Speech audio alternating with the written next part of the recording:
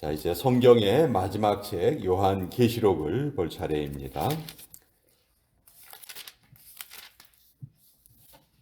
신약성경 399페이지에 기록되어 있습니다. 계시록 1장 1절에서 3절까지의 말씀, 그리고 19절의 말씀, 이렇게 두 부분을 보도록 하겠습니다.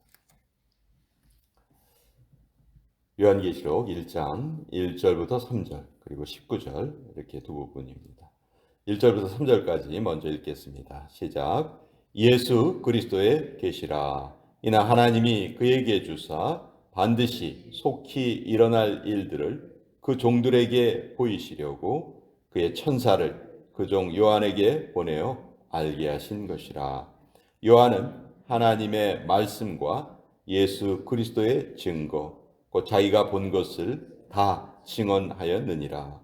이 예언의 말씀을 읽는 자와 듣는 자와 그 가운데 기록한 것을 지키는 자는 복이 있나니 때가 가까움이라. 19절의 말씀 읽겠습니다. 시작.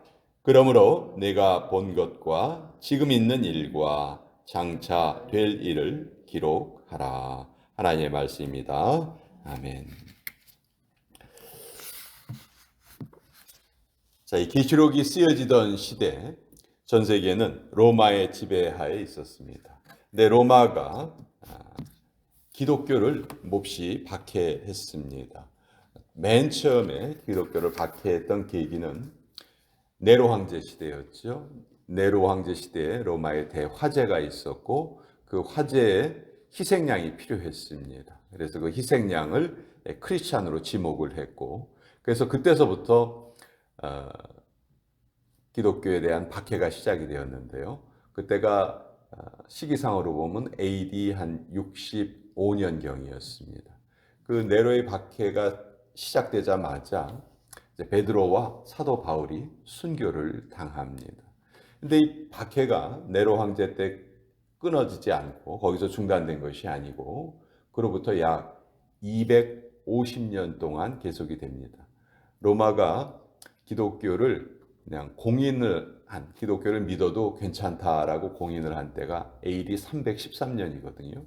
그러니까 AD 65년서부터 AD 313년까지 약 250년 정도의 기간 동안 기독교는 계속 박해를 받습니다. 10번의 아주 큰 박해가 있었고요. 사도 요한이 이 계시록의 기록을 남긴 때에는 두 번째 박해가 진행될 때였습니다. 이 두 번째 박해를 했던 황제가 도미티아누스라는 황제인데, 이 도미티아누스 황제는 처음으로 이제 동전에다가 자기의 얼굴의 형상을 새겨 놓았습니다. 그리고 본격적으로 황제를 숭배하도록 강요를 해요. 그 이전까지는 식민지에는 그들의 종교를 인정을 해 주었어요. 근데 이 도미티아누스 황제 때부터 그 정책이 바뀌기 시작합니다. 그래서 황제에게 그 숭배를 하도록 하고 1년에 한 번씩 날을 정해서 황제가 우리의 주님이시다라는 고백을 모든 사람들이 자기 입으로 고백을 하게 만들었어요. 이제 거기에 대해서 크리스천들이 그 고백을 따르지 않기 때문에 이제 아주 결정적으로 박해가 시작이 된 것이죠. 자, 이때의 박해는요, 정말 우리의 상상을 초월하는 그런 어려움이었습니다. 우리가 상상하는 것 그 이상이에요.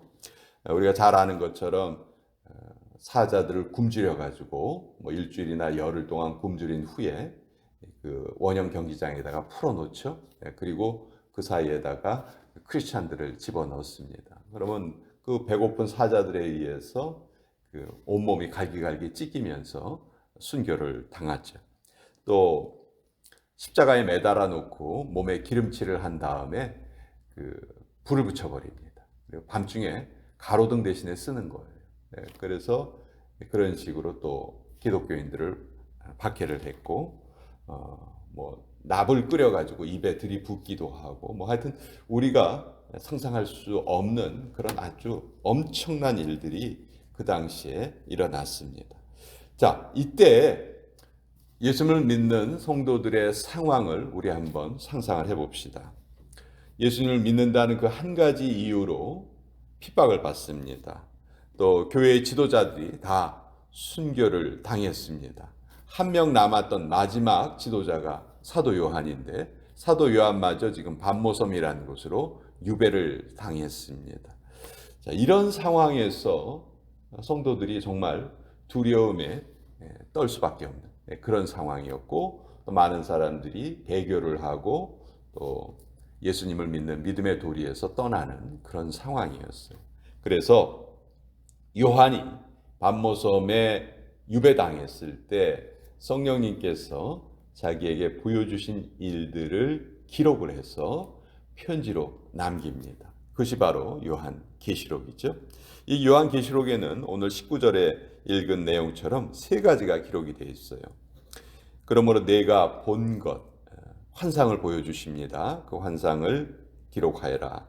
지금 있는 일은 그 당시에 소아시아의 7교회에 있었던 일들, 그리고 장차 될 일, 예수님께서 이 땅에 다시 오실 텐데 그때 이루어질 일, 이 세 가지를 기록을 해라. 그래서 계시록에는 이 세 가지가 기록이 되어 있는 것이죠. 자, 1절을 보시면 계시록은 예수 그리스도의 계시라. 요한이 기록을 했지만 이 기록은 예수님으로부터 받은 계시다. 이는 하나님이 그에게 주사 반드시 속히 일어날 일들을 그 종들에게 보이시려고 그의 천사를 그 종 요한에게 보내어 알게 하신 것이라. 예수님께서 천사를 요한에게 보내세요. 그리고 요한에게 앞으로 일어날 일들, 지금 있는 일들, 내가 본 것, 이런 것을 알려주시는 거죠. 근데 계시록은 이렇게 분명한 목적을 가지고 쓰여진 것이죠. 그래서 이 3절에 있는 말씀, 이 예언의 말씀을 읽는 자와 듣는 자와 그 가운데 기록한 것을 지키는 자는 복이 있다. 이렇게 말씀하십니다. 자, 뭐 이 말씀은 계시록에만 국한되는 말씀은 아니겠죠. 성경 전체에 적용되는 말씀입니다. 우리가 성경을 읽는데 몇 가지 원칙이 있습니다. 성경은 매일 읽어야 됩니다. 무슨 일이든지 매일 하는 일보다 더 힘 있는 일이 없어요. 운동도 매일 하는 것이 가장 좋죠. 우리에게 어떤 좋은 일이 있다면 그것을 매일 하는 것이 가장 현명한 일입니다. 아마 성경이 없는 사람들은 없을 거예요. 교회에 다니는 분들 중에서 성경을 안 가지고 계신 분들은 거의 없어요. 그러나 그것을 가지고 있으면서도 읽지 않는다면 마치 손에 좋은 음식을 들고 있으면서 쩔쩔 굶는 사람과 똑같습니다. 자기 손에 귀한 음식이 있는데 그것을 먹지 않고 쩔쩔 굶는다면 그처럼 안타까운 일이 어디 있겠습니까? 영적으로 성경을 가지고 있으면서 읽지 않는 것, 그것이 똑같은 그렇게 비유가 될 수 있다는 것이죠. 또 성경은 처음부터 끝까지 고르게 읽어야 됩니다. 내 멋대로 이것은 읽고 이것은 읽지 않고 그래서는 안 되죠. 이 성경 66권은 처음부터 끝까지 잘 읽어 나가야 된다. 그리고 가장 중요한 원칙 중에 하나가 읽기 싫어도 읽어야 된다. 하나님의 말씀이 언제나 재미있고 언제나 감동을 주고 그렇지 않아요. 그러면 참 좋겠지만 그런 경우도 참 많지만 그렇지 않은 경우도 참 많아요. 어떤 경우에는 말씀이 지루하게 느껴질 경우도 있고 잘 이해가 안 되는 경우도 있어요. 그렇지만 그럼에도 불구하고 꾸준히 우리가 읽어가는 훈련을 해야 된다. 그리고 성경은 그냥 내 지식으로 읽는 것이 아니고 반드시 기도하면서 읽어야 됩니다. 성령님, 내가 이 하나님의 말씀을 지금 읽으려 하는데 저를 도와주시고 잘 깨닫게 해주세요. 이렇게 기도하면서 읽어야 되는 거죠. 자, 이 요한이 지금 두려움에 떠는 성도들에게 말씀을 기록을 해서 보여주는데 주로 예수님이 어떤 분이신가 그것을 우리에게 알려주십니다. 자, 17절에 보니까 내가 볼 때 그의 발 아래 엎드려져 죽은 자 같이 되매 그가 오른손을 내게 얹고 이르시되 두려워하지 말라. 나는 처음이요 마지막이다. 자, 예수님의 모습이 13절서부터 기록되어 있습니다. 촛대 사이에 인자 같은 이가 발에 끌리는 옷을 입고 가슴에 금띠를 띠고 그의 머리와 털의 희기가 흰 양털 같고 눈 같으며 그의 눈은 불꽃 같고 그의 발은 풀무불에 단련한 빛난 주석 같고 그의 음성은 많은 물소리와 같으며 그의 오른손에 7별이 있고 그의 입에서 좌우에 날선 검이 나오고 그 얼굴은 해가 힘있게 비치는 것 같더라. 요한이 묘사하는 예수님의 모습이에요. 이 예수님의 모습이 얼마나 위엄이 있고 얼마나 힘이 있어 보이시는지 그걸 보고 요한이 까무라칠 정도가 됐어요. 그래서 그 발 아래 엎드려져 죽은 자 같이 되었다. 그때 예수님께서 요한에게 하시는 말씀이 두려워하지 말라. 두려워하지 말라. 이것은 요한에게만 주시는 말씀이 아니고 당시 박해 때문에 떨고 있는 모든 성도들에게, 초대교회 성도들에게 주신 메시지죠. 두려워할 것이 없다. 왜? 나는 처음이요 마지막이다.